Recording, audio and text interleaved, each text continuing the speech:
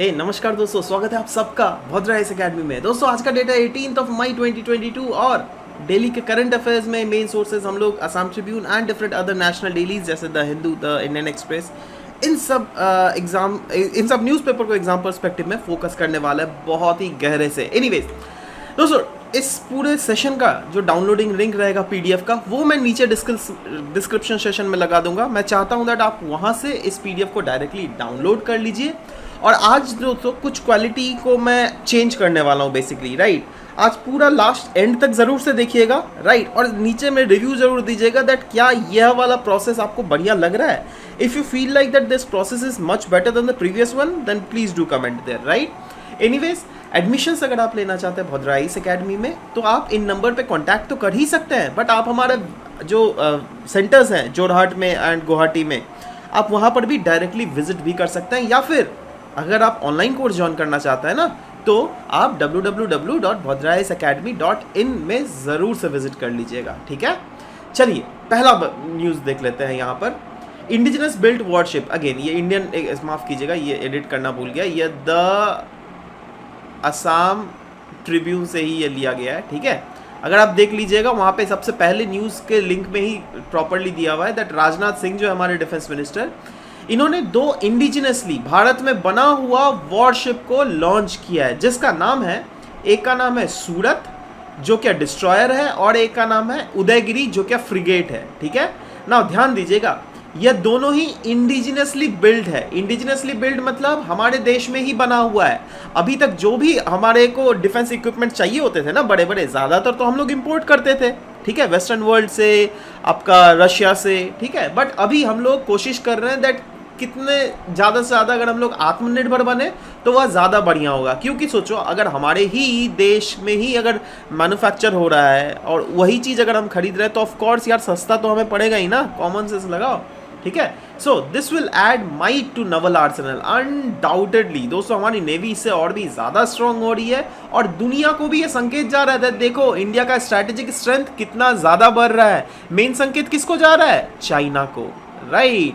क्योंकि चाइना यही तो जा रही है स्ट्रिंग ऑफ पर्ल से इंडिया को घेरने के लिए, है ना। और खैर आप बोलिएगा पाकिस्तान को भी संकेत जा रहा है, देखो हमारे से कंपटीशन में तो वो आता ही नहीं है ना, ये भी तो देखो, ठीक है। चाइना आती है तो इसलिए क्लियरली हम लोगों ने देख लिया दैट हाँ यस, एक कहीं ना कहीं चला गया है संकेत दैट देखो आप ही नहीं बनाने आता है, हम लोग खुद भी बना रहे हैं, और हम लोग धीरे धीरे ऐसे बनाते रहेंगे, बनाते रहेंगे, बनाते रहेंगे, अपने देश के इकोनॉमी को भी स्ट्रॉन्ग करेंगे, अपने डिफेंस को भी स्ट्रॉन्ग करेंगे।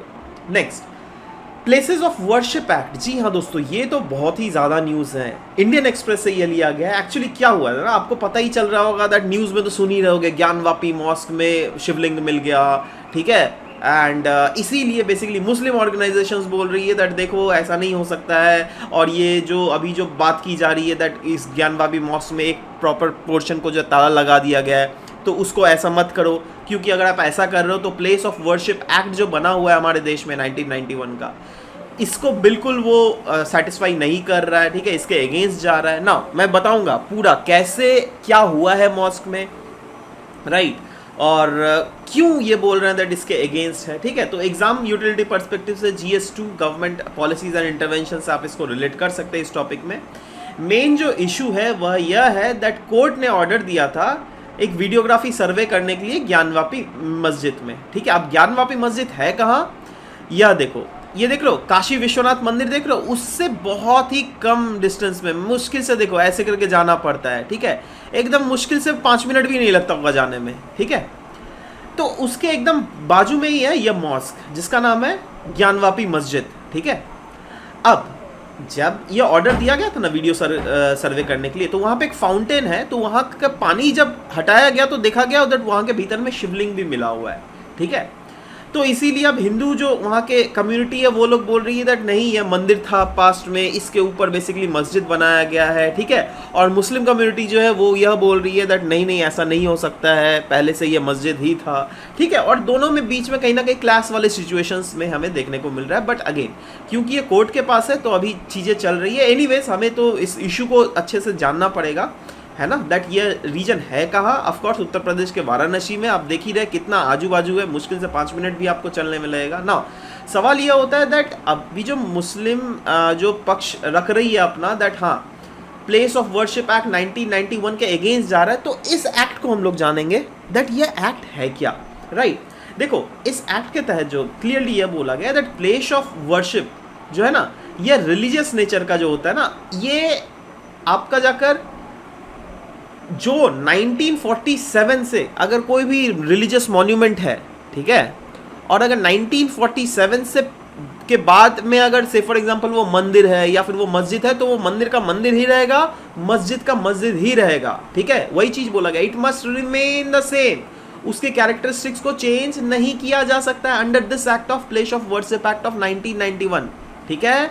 साथ ही साथ इसमें यह भी बोला जा रहा है that no person shall convert any place of worship to any religious denomination, मतलब अगर एक प्रॉपर प्लेस ऑफ वर्शिप से फॉर एग्जांपल क्रिश्चियन ये वर्शिप है प्लेस है, तो अगर बाई चांस अगर सोचो इसमें कुछ ऐसे चीज़ें अगर सोचो कोई दूसरी कॉम बोल रही है दैट नहीं भाई ये हमारी प्लेस की वर्शिप है, तो ऐसे नहीं होगा दैट हाँ बोल दिया और हाँ चेंज कर दो, ना ना ऐसा होगा ही नहीं। अगर ऐसा कर दिया ना तो आप इस एक्ट को वायलेट कर रहे हैं, बट एक्सेप्शंस है, मैं एक्सेप्शंस भी आपको डिस्कस करूंगा, डोंट वरी।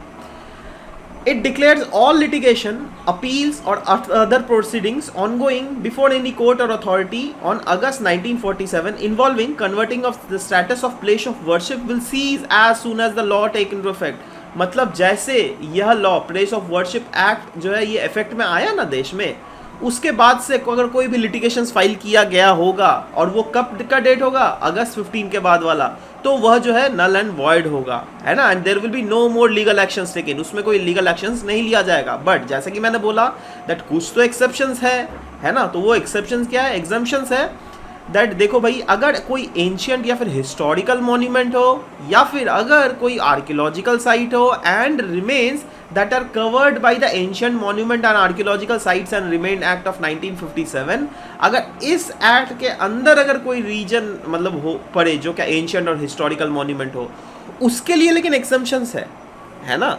जैसे अगर टेक्निकली अगर देखोगे तो जैसे हम लोग सुने ना न्यूज़ में, मतलब बुक्स में भी तो पढ़े हैं ना दैट कुतुब मीनार को बहुत सारे मंदिरों को तोड़, जैन मंदिर को तोड़कर बनाया गया था, ठीक है। तो अगर उसमें क्लेम हो ना तो वो अलग चीज़ है, बट हाँ अगर उसमें क्लेम नहीं होने देगी क्योंकि ऑफ कोर्स यार that is our national pride of course, ठीक है। तो चलो वो चीज़ मैं भीतर में नहीं घुसना चाहता हूँ, मैं जस्ट ऊपर से बतला देना चाहता हूँ दैट हाँ क्या इशू चल रहा है, किस एक्ट को लेकर इशू चल रहा है और क्यों इशू चल रहा है, ठीक है। नेक्स्ट दोस्तों ये इंडो सुफलान को लेकर है, द हिंदू में आया था। सुप्रीम कोर्ट ने बेसिकली केरला गवर्नमेंट को फटकार लगाते हुए बोला है दैट ये अब क्या कर रहे हो भाई, है ना। अगर आप देखोगे तो 2011 को ही हम लोगों ने बोल दिया था ना दैट इंडो सुफलान जो है वो बैन लगा दो, राइट। बट और 2000 बाद के उसके बाद सुप्रीम कोर्ट ने ये भी बोला था अगर जो भी केरला स्टेट्स में इंडो सुफलान का कंजम्पशंस के कारण अगर किसी का अगर कुछ डिसऑर्डर आ गया होगा शरीर में तो उसको केरला सरकार जो है पैसे भी देगी, बट केरला सरकार ने कुछ ऐसा नहीं किया। इंडोसुफ्लान पेस्टिसाइड्स के जो एक्सपोज किए हुए विक्टिम्स है ना उनको अभी भी रिलीफ नहीं मिली है, इसीलिए फटकार लगाते हुए सुप्रीम कोर्ट ने बोला है दैट ये जो है ना ये हम बिल्कुल 2017 में जो हम लोगों ने जजमेंट दिया था उसका बिल्कुल ही हनन है, ब्रीच कर रहे हो आप, जिसके तहत यह बोला गया था दैट अगर 5 लाख रुपए की राशि जो है 3 महीने के अंदर उन सारे विक्टिम्स को पहुंचना पड़ चाहिए जो क्या इम्पैक्टेड हुए हैं फ्रॉम द इंडोसुफ्लाइन पेस्टिसाइड्स, राइट ना। सवाल होता है इंडोसुफ्लान बहुत तो बोला जा रहा है, ये किस टाइप का पेस्टिसाइड्स है भाई, ये है क्या। देखो ये अगेन पेस्टिसाइड्स आपको पता ही है किस लिए यूज किया जाता है एग्रीकल्चर फील्ड में, ऑफ कोर्स पेस्ट्स को मारने के लिए, राइट। अब ये जो है ना दुनिया भर में बैंड किया हुआ पेस्टिसाइड्स है, ठीक है। क्यों बैंड है भाई, कि उसकी इसका जो इम्पैक्ट है ना ह्यूमन जेनेटिक्स में तो पड़ता ही है, बट साथ ही साथ इंडोक्राइन सिस्टम्स में भी काफ़ी ज़्यादा नेगेटिव इम्पैक्ट पड़ता है। वैसे अगर देखिएगा ना ये नेचुरली तो अकर बिल्कुल नहीं होता, बल्कि इसको मैन्युफैक्चर किया जाता है, बनाया जाता है, और ये लिस्ट भी किया गया दोस्तों रॉटरडैम कन्वेंशन और स्टॉकहोम कन्वेंशन के अंडर। स्टॉकहोम कन्वेंशन के बारे में आप ये सब पढ़े ही हो गए यार, रॉटरडैम कन्वेंशन क्या होता है, स्टॉकहोम कन्वेंशन क्या होता है। इसके तहत कोई भी बैंड मटेरियल जो है उसको प्रायर इन्फॉर्म कंसेंट से ही भेजा जाएगा एक रीजन से दूसरे रीजन। स्टॉकहोम कन्वेंशन के तहत परसिस्टेंट ऑर्गेनिक पॉल्यूटेंट्स के ऊपर बेसिकली कार्रवाई की जाती है, ठीक है। अच्छा अगर ओवरऑल इंडोसुफ्लान का यूज देखें तो ऑब्वियस सा बात है क्योंकि पेस्टिसाइड्स है तो क्रॉप्स के ऊपर ही यूज किया जाएगा। किस टाइप के क्रॉप्स के ऊपर यूज किया जाता है भाई, कॉटन। अब कॉटन तो अपन खाते नहीं है तो चलो इससे हमारा ज़्यादा रिस्क नहीं है। But cashew, fruits, T, paddy, tobacco, ये सब तो अपन खाते हैं ना यार। हाँ, टोबैको हम लोग नहीं खाते हैं, बट हाँ बहुत जन तो खाता है ना यार, अल्टीमेटली कंज्यूम तो करता है ना। ठीक है, तो क्या होगा आप खुद सोचो, ये इतना भयानक है ना, कार्सिनोजेनिक है, न्यूरोटॉक्सिन है ना, न्यूरॉन्स को आपको नेगेटिव इम्पैक्ट पड़ सकता है, आपको कैंसर हो सकता है, आपके जीन्स डैमेज हो सकते हैं इससे, इतना ज़्यादा ये नेगेटिव इम्पैक्ट कर सकता है, समझ रहे हो बात। ऊपर से अगर इन्वायरमेंट में अगर देखोगे तो ऑब्वियस सा बात है, अगर सोचो फ्रूट्स के ऊपर ये छिटकाया गया, ठीक है, तो फूड चेन में एक्यूमुलेट हो जाएगा, ठीक है। तो सोचो फूड चेन कोई कीड़ा मकोड़ा खाया, उस कीड़ा मकोड़े को कोई बड़ी जंतु खाई, उस बड़ी जंतु को हम लोग खा रहे हैं इंसान, ठीक है, तो इनडायरेक्टली वो हम लोगों में भी तो ट्रांसफर हो सकता है ना जी, बायो मैग्नीफाई तो हो सकता है ना वो, ठीक है। तो ये सब जो है नेगेटिव इम्पैक्ट है बेसिकली इंडोसुफ्लान के यूजेजेस का, ठीक है। नेक्स्ट, फोर्टिफाइड राइस को रिलेटेड न्यूज़ है। क्यों न्यूज़ था भैया? क्योंकि बहुत सारे एक्टिविस्ट जो है ना ये रिक्वेस्ट कर रहे हैं दैट देखो आप जो फोर्टिफाइड राइस खिलाया जा रहा है गरीबों को, राइट, वो चीज़ कृपया बंद कर दीजिए ना। आप बोलोगे यार फोर्टिफाइड राइस के बारे में तो हमने सुना है बहुत अच्छा चीज़ होता है ना। फोर्टिफाइड राइस होता क्या पता है आपको? मैं बताता हूँ। जैसे सोचिए कोई पैडी है ना, पैडी क्रॉप। अब पैडी क्रॉप में हर न्यूट्रिएंट्स तो नहीं होगी ना, तो उसको जो है ना कुछ उसमें चेंजेस लाए जाते हैं, ठीक है, ह्यूमन के द्वारा, जिससे उसमें न्यूट्रिशनल वैल्यूज़ को बढ़ाया जा सके। इससे क्या होता है दैट सरकार का जो कंपल्शन है दैट हमारे को स्टंटिंग के केसेस, माल न्यूट्रिशन के केसेस को रोकना है, तो हम लोग कैसे कर सकते हैं? हर गरीबों को तो 1 किलो सेब नहीं दिया जा सकता ना फ्री में, है ना। हर गरीबों को अनार तो नहीं दिया जा सकता ना, हर गरीबों को सब कुछ तो नहीं दिया जा सकता ना, तब तो अलग अलग दोगे तो कॉस्टली पड़ जाएगा। इसीलिए अगर आप जो भी फेयर प्राइस शॉप्स के थ्रू गरीबों को प्रोवाइड कर रहे हो, वो वीट हो, राइस हो या फिर कुछ भी दूसरा हो, तो आप उसी में क्यों नहीं इन न्यूट्रिएंट्स को इंक्लूड कर दो। और paddy is a very good thing, है ना, राइस, है ना, तो राइस में ही नो डाउट जो मिनरल्स है वो तो है ही, बट अगर एक्स्ट्रा भी अगर अपन लोग मिनरल ऐड कर दे रहे हैं ना, तो इससे फ़ायदा यह होगा दैट राइस की न्यूट्रिशनल वैल्यूज़ बढ़ जाएगी, है ना। तो यही चीज़ बोल, अब देखो क्या है ना दैट इसी के तहत जो है सरकारें को सोचती है दैट क्यों ना राइस को फोर्टिफाई कर दिया जाए। अब हुआ क्या है दैट ठीक है राइस को तो फोर्टिफाई किया है गुड इंटेंशन के थ्रू, बट उसका नेगेटिव इम्पैक्ट हो गया है। एक्चुअली हुआ क्या है, सरकार अपनी scheme that is silver bullet scheme के थ्रू कर्ब करना चाहती थी एनीमिया डिफरेंट स्टेट्स में, जैसे झारखंड नहीं ले लो, राइट। तो झारखंड में बहुत बड़ा ट्राइबल पॉपुलेशन है ना, और वहाँ के ट्राइबल पॉपुलेशन में जो है ना कुछ कुछ डिजीजेज होती हैं, जैसे sickle cell anaemia, thalassemia, tuberculosis, ये डिजीज होती है, ठीक है। अब इनके लिए क्या होता है ना दैट आयरन का मतलब यहाँ से जो फोर्टिफाइड राइस दिया जा रहा है, तो ऊपर से एक्स्ट्रा मतलब इनके शरीर पे एक्स्ट्रा आयरन की मात्रा चली जा रही है ना। तो हमें पता है ना excess of everything is very bad, right. क्योंकि देखो ये सब अगर सिकल सेल एनीमिया, ये सब थैलेसेमिया, ये सब डिजीज है ना, तो ऑलरेडी आप आयरन के टैबलेट्स तो ले ही रहे हो, है ना। ऊपर से अगर राइस आपको दे दे जिसमें अंधाधुन और भी ज़्यादा आयरन है, तो आपका शरीर तो एक टाइम के बाद ले नहीं पाएगा ना जी, समझ रहे हो बात। इसीलिए वही चीज़ यहाँ पर बोला गया है, और इसलिए भी ये भी बोला गया है दैट देखो भाई अगर सरकारें ये सब को लॉन्च कर रही है ना, उनकी पोटेंशियल हार्म्स को भी प्रॉपर्ली एडुकेट करना चाहिए ना लोगों को। आप जो लोगों को दे रहे हो, आप उनको बिना बता के दे रहे हो दैट हाँ जो हम लोग दे रहे खाओ, सिर्फ ऐसा थोड़ा ना होता है। लोगों को बताओ, क्योंकि हमारा तो देश डेमोक्रेटिक कंट्री है, आप कोई ज़बरदस्ती तो नहीं खिला सकते हो ना। अगर किसी को नहीं खाना है तो वो नहीं खाएगा, है ना, आप ज़बरदस्ती बिल्कुल नहीं कर सकते हो। There were no warning levels despite the food regulator rules on fortified food. जी हाँ, कोई सच वार्निंग लेवल्स भी नहीं दी गई हैं। Where fortified rice is being distributed under the central government various scheme, consent is not being obtain from beneficiaries. जी हाँ, जैसे मैंने पहले ही बोला दैट यहाँ पे पोटेंशियल हार्म्स जो है उनको लोगों बेनिफिशरीज तक तो एडुकेट करना पड़ेगा ना। तो बेनिफिशरीज तक जब तक आप एडुकेट नहीं करोगे, जब तक आप उनकी कंसेंट नहीं ले लोगे, वैसे तो आप डिस्ट्रीब्यूट कर रहे हो through various scheme like PM Poshan scheme, integrated child development scheme, public distribution system scheme, ठीक है, इसके थ्रू डिस्ट्रीब्यूट तो कर रहे हो, बट अल्टीमेटली उसका फायदा भी तो आप तक पहुंचना चाहिए, वो फायदा ही नहीं पहुंच पा रहा है ना। तो इसलिए इसके इफेक्ट्स क्या क्या है भाई, देखो इसके अगर इम्पैक्ट्स अगर देखोगे तो अनडाउटेडली हमें पता है दैट झारखंड जो है it is an endemic zone of sickle cell disorder और थैलेसेमिया, ठीक है। और इतना ज़्यादा है ना, जो कि नेशनल, हमारे नेशनल लेवल में जितना हो रहा है ना, उससे भी दुगना यहाँ पर होता है। इनफैक्ट यही क्यों, मलेरिया भी अगर देख लोगे तो बहुत ही ज़्यादा झारखंड में मलेरिया होता है, जिसके कारण मलेरिया रिलेटेड डेथ्स भी होते हैं। तो अब देखो हम लोगों ने कितना डिस्कस किया यहाँ पर, थैलेसीमिया डिस्कस किया, सिकल सेल एनीमिया, ठीक है, उसके बाद मलेरिया, ठीक है। तो ये एक ऐसे कंडीशंस है जहाँ पर ऑलरेडी दवाई भी ले रहे हो तो उसमें भी एक्सेसिव बेसिकली आयरन्स होती हैं ऑलरेडी इन बॉडी, ठीक है। सो अब देखो क्या है ना, दैट कंजम्पशन जो अगर आप करोगे आयरन रिच फोर्टिफाइड फूड्स का, तो उसमें क्या होगा, एक्सेस जब घुस जाएगा ना, तो इससे बॉडी में नेगेटिव इंपैक्ट पड़ सकता है। कैसे भाई, एक्सेस डाल दोगे तो बॉडी की इम्यूनिटी जो है ना वो घट जाती है, ठीक है, और ऑर्गन्स की फंक्शनैलिटीज वो भी बहुत हद तक घट जाती है। ये दो बड़े बड़े रीजंस है जिसके कारण बेसिकली ऐसा रिक्वेस्ट किया जा रहा है ना। सवाल होता है फोर्टिफाइड राइस के बारे में, अगर ये होता क्या है, तो देखो दोस्तों, फोर्टिफाइड राइस में एडिशन किया जाता है विटामिन और मिनरल्स का, जैसे आयरन और आयोडीन, उसके बाद zinc, vitamin A, vitamin B, vitamin C, vitamin D, ठीक है, और वेरियस फूड्स में किया जाता है जैसे राइस, मिल्क, सॉल्ट, जिससे उनके न्यूट्रिशनल कंटेंट को बढ़ाया जा सके। क्योंकि ऐसा भी तो हो सकता है ना, दैट राइस में देखो सारे मिनरल्स तो नहीं होते, हाँ कुछ कुछ होते हैं, बट जो लैक करते हैं वो चीज़ हम लोग डाल देते हैं। अब ऐसा अगर मैं बोलूँ दैट हाँ वैसे हम लोग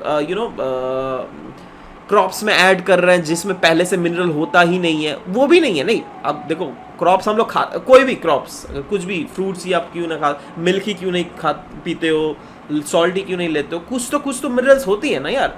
बट हम लोग कोशिश करते हैं दैट उसमें और भी ज़्यादा एडिशनल मिनरल को ऐड कर दे, जिससे सरकार की जो कंपल्शंस होती है वो चीज़ खत्म हो जाए, ठीक है। Fortification of rice according to food ministry अगर देख लीजिएगा, ये कॉस्ट इफेक्टिव मेथड्स है और एक कॉम्प्लीमेंट्री स्ट्रैटेजी है जिससे ओवरऑल विटामिन और मिनरल कंटेंट की जो है पूर्ति की जा सकती है लोगों के शरीर में, ठीक है। नेक्स्ट दोस्तों न्यूज़ लिया गया ना, ये फॉरेस्ट फायर्स के रिलेटेड है। अब ये फॉरेस्ट फायर के रिलेटेड मैं न्यूज़ डिस्कस जरूर करूंगा दोस्तों, बट एंड में, क्यों एंड में डिस्कस करूंगा, मैंने बोला था ना स्टार्टिंग में दैट मैंने स्ट्रैटेजी चेंज किया है, तो इस स्ट्रैटेजी से ही आपके बारे में भी डिस्कस करना है, दैट आपसे भी डिस्कस करना है, आई मीन दैट बताइए क्या ये स्ट्रैटेजी आपको सही लग रहा है क्या नहीं। फिलहाल हम लोग एमसीक्यूज में स्विच करते हैं। कल कुछ एमसीक्यूज पूछे गए थे, जैसे प्रधानमंत्री आवास योजना अर्बन के बारे में पूछा गया था, तो ये चारों के चारों बिल्कुल सही थे, पहला वाला ऑप्शन। दूसरा वाला क्वेश्चन में भी ये D was a correct answer, and तीसरा वाला में A was a correct answer, ठीक है। International Food Policy Research Institute ही जो है रिलीज करता है ग्लोबल फूड पॉलिसी रिपोर्ट, ठीक है।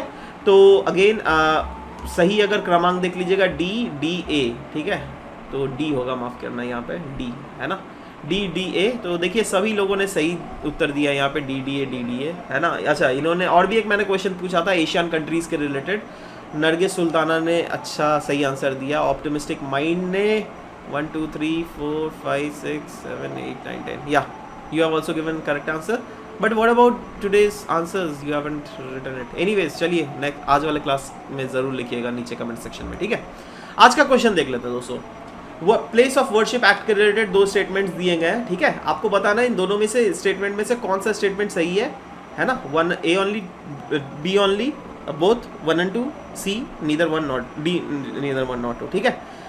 क्वेश्चन पढ़ लीजिए खुद से, मैं रिपीट नहीं कर रहा हूँ, ठीक है। Next is following, consider the following statement regarding fortified rice. 2 statement दिए गए फोर्टिफिकेशन के बारे में, वो भी पढ़ लीजिए खुद से, और नीचे में कमेंट सेक्शन में लिखिए दैट कौन सा सही है, 1 only, 2 only, both 1 and 2, neither 1 not 2। Next question, 2 statement दिए गए, पहला है endosulfan does not occur naturally in environment. दूसरा है it is listed under Rotterdam Convention on prior informed list consent. आपको बताना है कौन सा इसमें सही है, 1 only, 2 only, both 1 and 2, neither 1 not 2।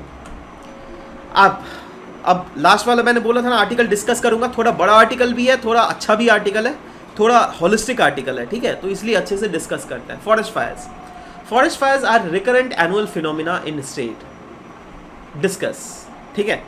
अब देखो क्या हो रहा है ना दैट फॉरेस्ट फायर्स के इंसिडेंट्स जो बढ़ते जा रहा है। इनफैक्ट अगर उत्तराखंड देख लीजिएगा, हिमाचल प्रदेश देख लीजिएगा, ये कुछ ऐसे रीजन्स है जहाँ पर फॉरेस्ट फायर्स बहुत ज़्यादा होता है, ठीक है। तो ये रिकरेंट बेसिस पे हमें होता हुआ दिख रहा है, तो आपको इसी मुद्दे को डिस्कस करना है, ठीक है ना। अभी मैं पूरा आर्टिकल डिस्कस करूँगा, इसी आर्टिकल के थ्रू ही इतने ज़्यादा पॉइंट्स आपको दे दूंगा दैट आपको कोई अलग पॉइंट्स आपको ज़रूरत ही ना पड़े, ठीक है। चलो मुद्दा क्या है, मुद्दा है फॉरेस्ट फायर्स हमें उत्तराखंड और हिमाचल प्रदेश में देखने को मिल रहे हैं, ठीक है।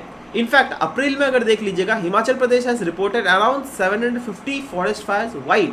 उत्तराखंड में अगर देख लीजिएगा 1500 फॉरेस्ट फायर्स। इनफैक्ट देखो 2003, 2004, 2005, 6, 7, 8, 9, 10, 2021 तक देख लीजिए।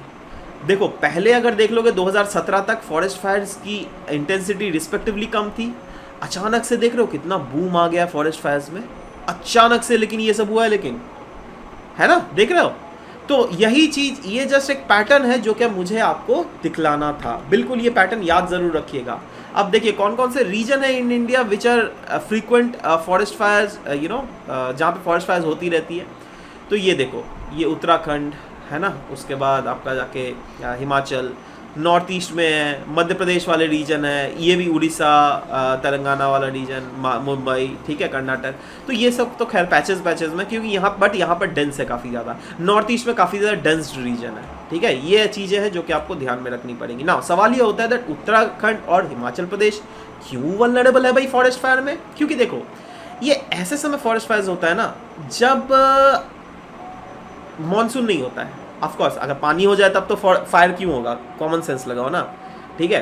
तो क्या होता है ना दैट ठंडी और गर्मियों के बीच वाला जो फेज होता है ना, जब बहुत ज़्यादा गर्मी होती है, बारिश भी नहीं होती है, तो that is the main time जब बारिश हमें, जो कि अभी भी टाइम चल रही है, ठीक है, जब क्या हमें बहुत ज़्यादा यू नो फॉरेस्ट फायर्स देखने को मिलता है, ठीक है। पोस्ट मानसून सीजन में भी फॉरेस्ट फायर्स हमें देखने को मिलता है, usually in these region like Shimla, Kullu, Kangra, Mandi districts, ठीक है, जहाँ पर ग्रासलैंड्स में ज़्यादातर होता है। बट समर सीजन्स में जो है ना, ये चिड़पाइन जैसे फॉरेस्ट जो है वो काफ़ी ज़्यादा कॉमन होता है। Apart from Himachal and Uttarakhand, different other regions भी हैं which are very much vulnerable to forest fires, जैसे कि हम लोगों ने मैप में देखा ही, असम, मध्य प्रदेश, महाराष्ट्र, त्रिपुरा, मिजोरम, उड़ीसा, ठीक है। ये सब कुछ ऐसे रीजन है जहाँ पर एनुअली फॉरेस्ट फायर्स होता रहता है ना। सवाल ये होता है क्या क्या रीज़न है फॉरेस्ट फायर्स के? देखो भाई, नेचुरल रीजंस तो है ही, ये तो नॉर्मल है जो कि आप सबको आता होगा। बट एंथ्रोपोजेनिक रीजंस जो है ना, मैं होलिस्टिक डिस्कस करूंगा, जिसको शायद बहुत जने को आता भी नहीं होगा बहुत कुछ, ट्रस्ट मी। देखो एक एक पॉइंट बहुत इंपॉर्टेंट होने वाला है।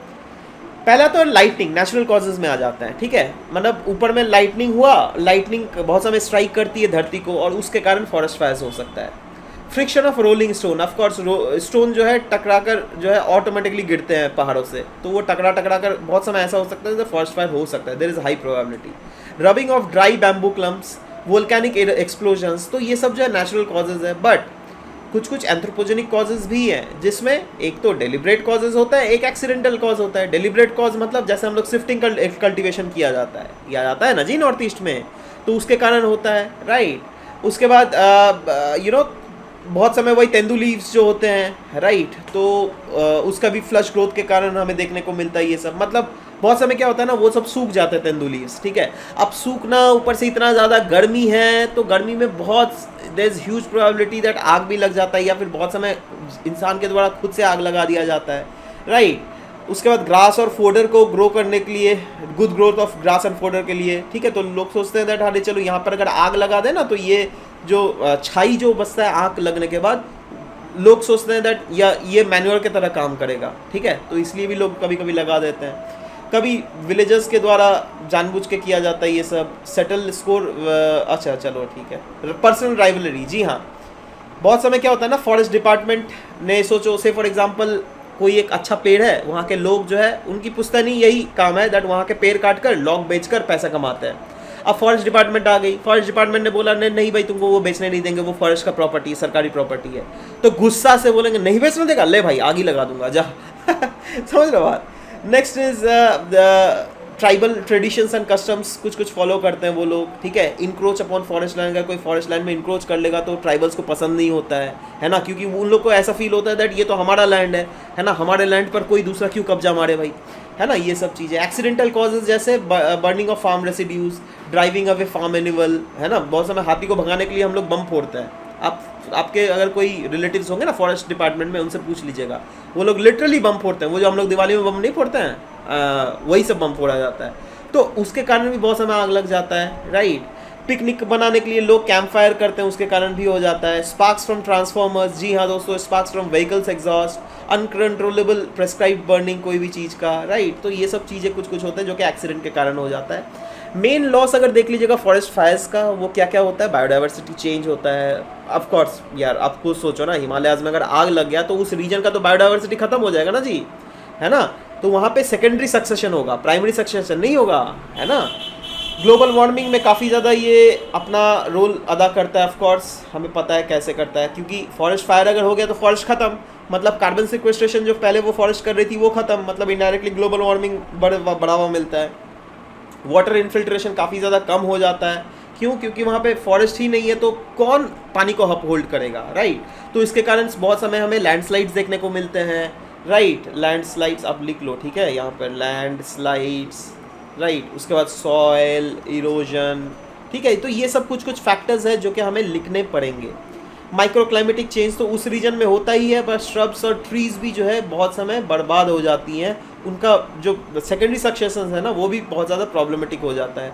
सॉइल इरोजन ये तो हम लोगों ने बता ही दिया। फ्लडिंग एक बहुत बड़ा इशू है जी हाँ दोस्तों, ठीक है, जो कि रिस्पेक्टिवली हिली रीजन्स में ज़्यादातर हमें देखने को मिलता है, ठीक है।